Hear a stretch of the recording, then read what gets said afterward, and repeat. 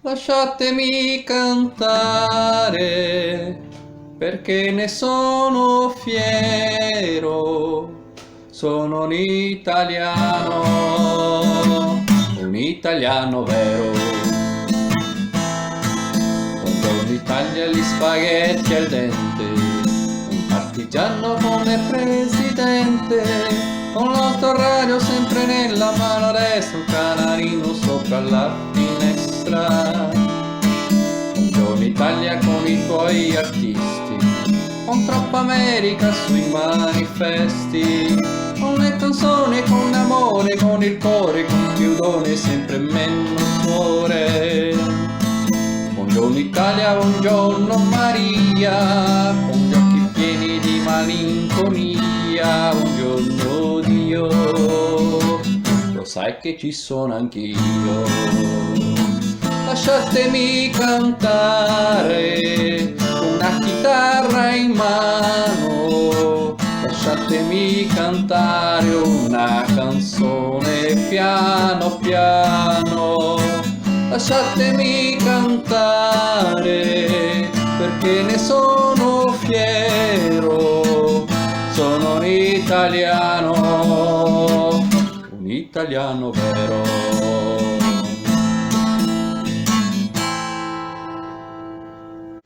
E aí, pessoal? Semaninha agitada, né? Essa semana, eu não sei se vocês perceberam, se vocês podem comentar aí se vocês tiveram a mesma sensação. Parecia que os ânimos estavam muito acirrados, não só na política, mas mesmo entre os colegas, entre os nossos iguais, né? Eu mesmo recebi fogo amigo essa semana aí por causa de uma chargezinha que eu coloquei aí do Moro se transformando no Che Guevara. A brincadeira é porque ele está sendo, ele se pronunciou que estava deixando o governo, já foi acusado de comunista. Por quem? Por partidários do Bolsonaro.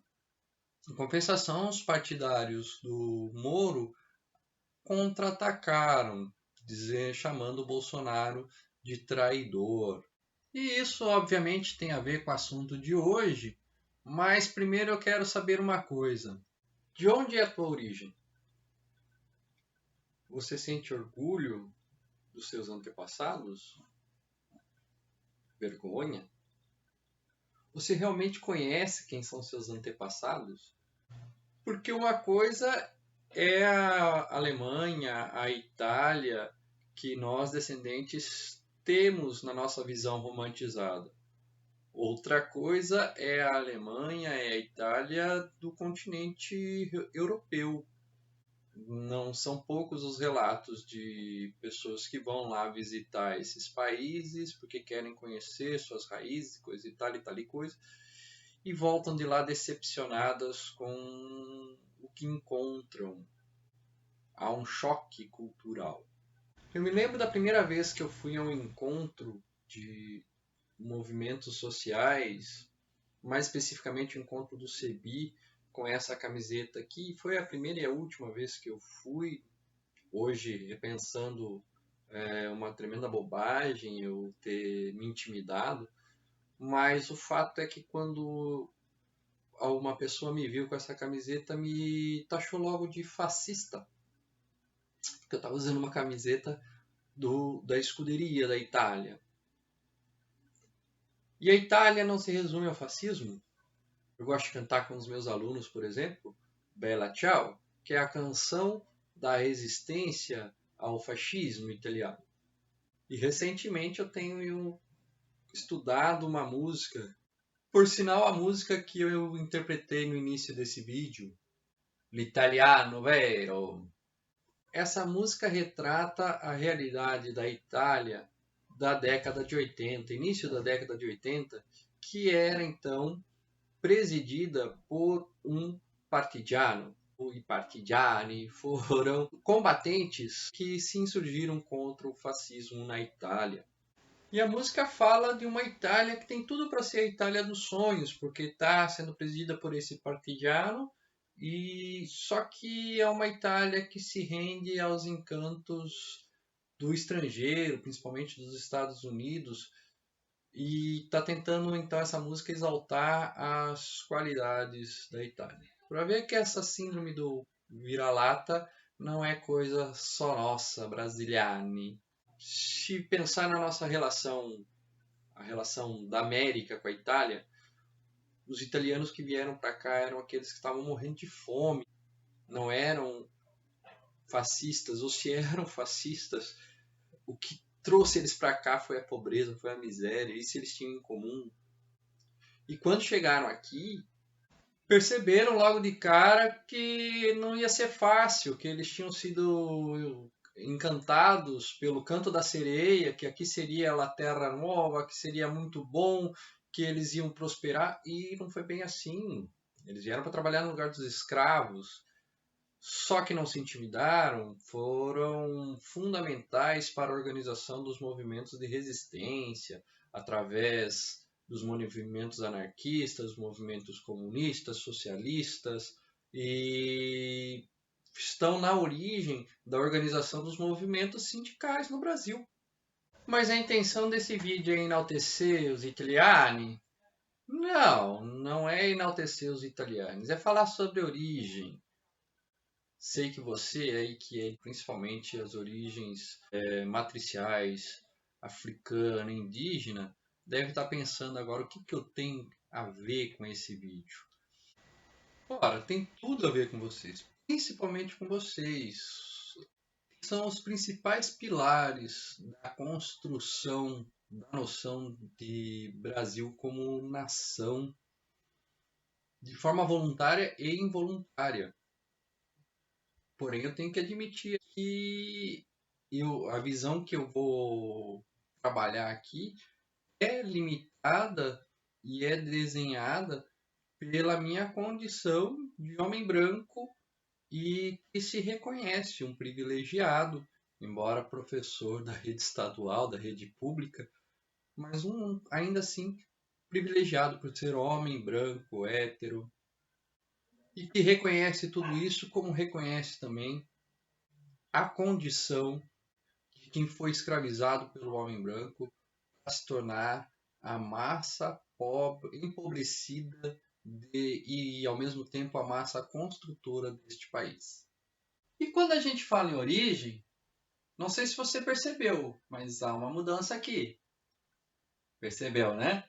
Quando a gente fala de origem, a gente vai cair na questão da formação do povo. Formação do povo brasileiro, neste caso.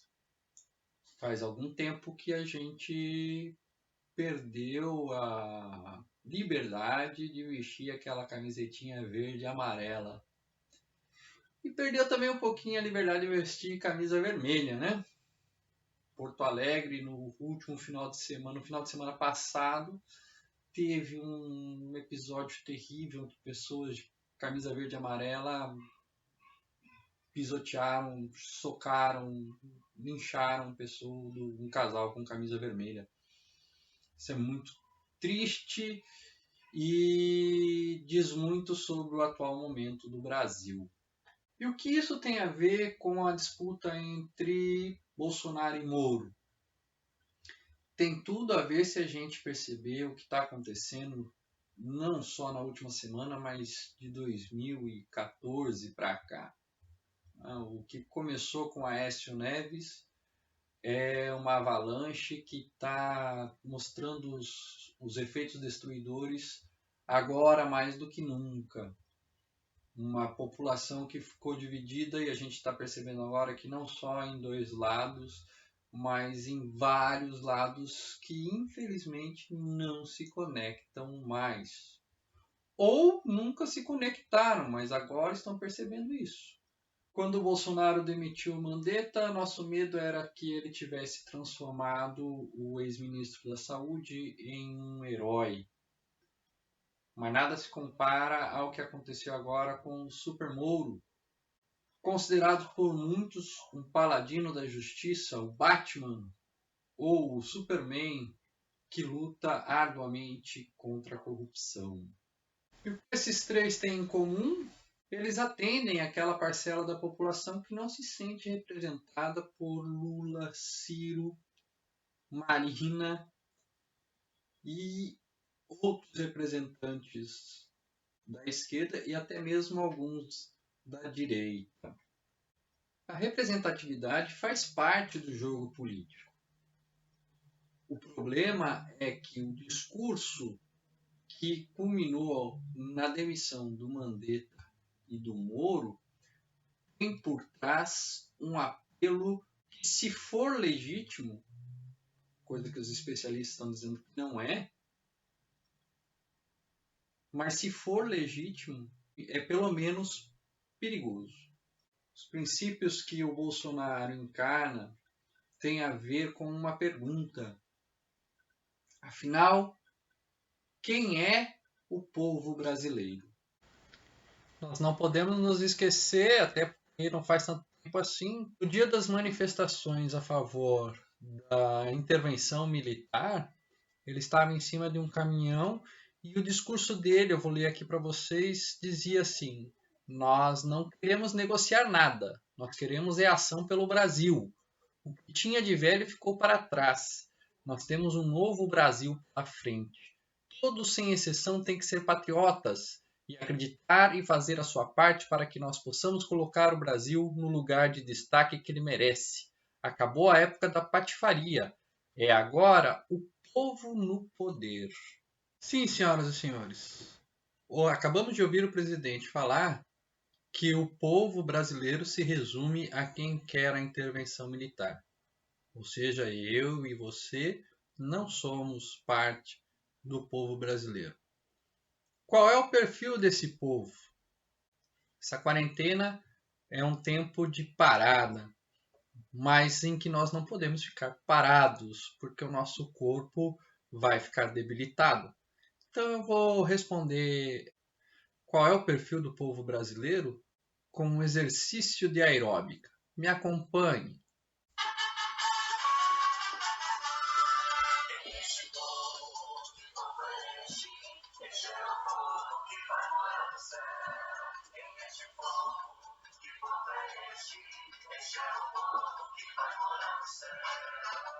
Ah, se não fossem essas musiquinhas para a gente louvar ao Senhor e ficar em forma ao mesmo tempo, não é mesmo?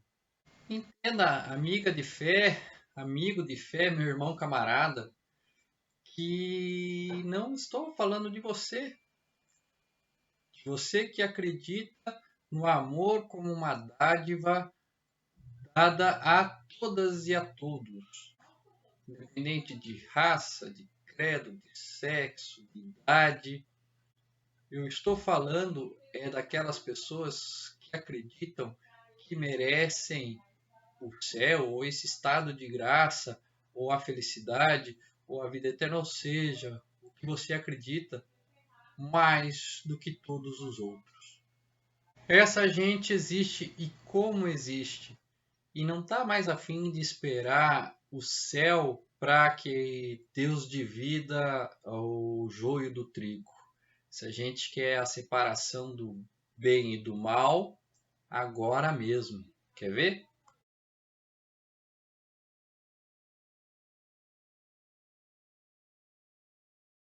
Se você observar o nick, o perfil desse youtuber famoso, que também atua no Twitter, não é por acaso, ou não será mera coincidência, a divulgação de um site que é também a promoção de um curso dele. Infelizmente eu vou fazer propaganda aqui, mas é só para a gente entender que as coisas estão ligadas.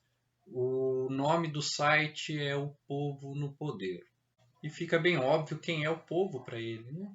E o que fazer, que é pior, o que fazer com quem não é pertencente ao povo? Extermínio. É o mesmo discurso do presidente. Exterminar quem não faz parte desse clubinho dos eleitos. Essa foi a mesma motivação dos nazistas.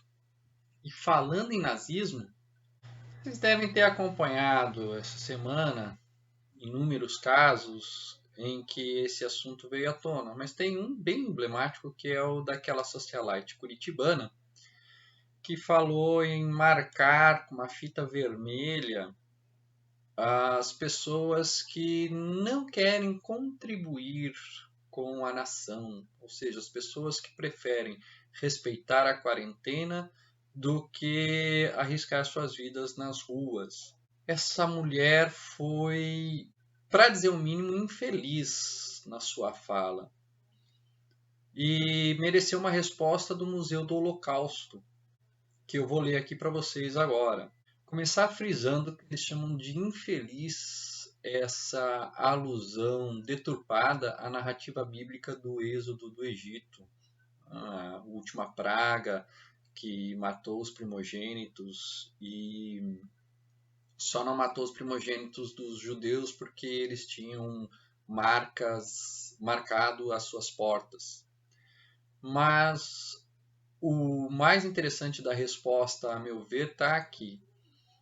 O uso de fitas vermelhas ou afins para identificar cidadãos contrários ao seu ponto de vista, independente do contexto, guarda similaridade com os decretos que impunham a identificação dos judeus por meio de insígnias. Marcar o outro, quem quer que ele seja, é uma forma de estigmatizar, humilhar e retirar da sociedade e, consequentemente, de seus direitos associados a estas pessoas. No caso dos decretos nazistas, foi um passo importante que levou ao posterior extermínio da população judaica. Por aqui vocês percebem a dimensão do problema que nós temos em nossas mãos. Sim, em nossas mãos, porque o discurso de ódio do presidente não é a causa desse problema, é apenas um sintoma. Todo mundo que acredita em Deus concorda que a terra pertence ao seu povo, aos seus filhos. O problema, como vocês podem observar, está na definição de quem são eles, né? Eu pensei aqui inicialmente em trazer um estudo sobre a formação do povo de Israel e até tem tudo a ver com o tema, mas o vídeo já está ficando tão longo, não vai dar tempo de fazer isso hoje. Talvez eu faça isso na próxima. Então eu estou apelando aqui para o famoso sermão de Jesus, que diz que os mansos herdarão a terra. E aí é importante não pegar um versículo isolado, né? Estou falando do Sermão da Montanha, que também diz que bem-aventurados os que têm fome e sede de justiça, porque eles serão fartos. E se os mansos herdarão a terra, os que sofrem perseguição por causa da justiça herdarão o reino dos céus. Ou seja, a palavra justiça é chave aqui para entendimento desse texto. Não a justiça do senhor Moro, uma justiça de conveniência, uma justiça midiática que recebe o apoio maciço de uma Globo da vida, mas a justiça que trabalha a favor dos pobres, ou seja, daqueles que são vulneráveis e injustiçados, são roubados naquilo que tem de mais precioso, são as condições de subsistência. Quem dera todos nós entendêssemos, e aí todos nós, mais uma vez, não estou falando de ti, que está me vendo agora, mas de todos nós mesmos entendêssemos, como diria o Maneco Terra, o pai da Ana Terra, lá da trilogia O Tempo e o Vento, do glorioso Érico Veríssimo, pátria é onde a gente vive. Pode ser interpretado conforme as nossas conveniências. Mas o que ele quer dizer, eu acredito, é que a gente tem que guardar fidelidade com o que promove a vida, a nossa subsistência. Quem tem Deus acha que Deus olha pelos pobres. Mas também acreditamos que esse Deus age por nossas mãos. Então somos nós, a mão de Deus, que deve agir em favor dos pobres. A mistura de política e religião sempre foi muito controversa Isso porque as principais experiências de teocracia tiveram um caráter autoritário, ditatorial. E o que nós estamos olhando acontecer no Brasil é reflexo da política mundial que os Estados Unidos, em nome de Deus, praticam contra os países pobres, de modo especial a nossa triste América Latina. Então eu vou deixar para vocês com uma última reflexão, a interpretação de uma música que mostra essa triste realidade.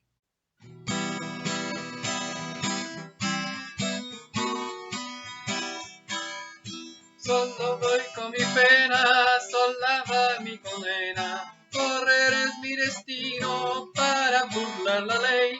Perdido en el corazón de la grande Babilón.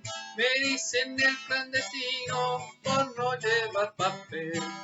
Una ciudad del norte yo me fui a trabar. Mi vida la haré entre Ceuta y Gibraltar. Soy una raya en el mar, fantasma en la ciudad. Mi vida va prohibida, dice la autoridad. Solo voy con mi pena, sola va mi condena. Coger es mi destino por no llevar papel. Perdida en el corazón de la grande Babilón. Me dicen el clandestino, yo soy el quiebraley.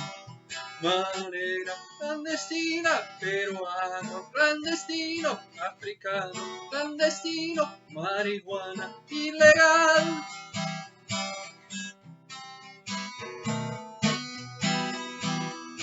Solo voy con mi pena, sola va mi condena. Coger es mi destino para burlar la ley. Perdido en el corazón de la grande Babilón. Me dicen el clandestino por no llevar papel. Argelino clandestino, nigeriano clandestino, boliviano clandestino, manonera ilegal.